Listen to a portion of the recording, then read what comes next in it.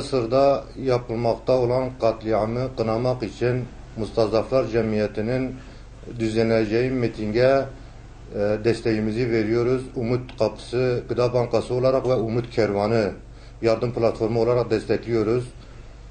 Bu yapılan katliamda özellikle Firavun Sisi ve dünyadaki bütün firavunları kınamak için bütün duyarlı halkımızı meydanlara davet ediyoruz. Bu konuda bence evde oturmanın, istirahat etmenin zamanı değil. Meydanlarda orada katledilen Müslüman kardeşlerimize destek olmak için oralarda toplanıp tepkimizi göstermek için bütün halkımızı davet ediyoruz.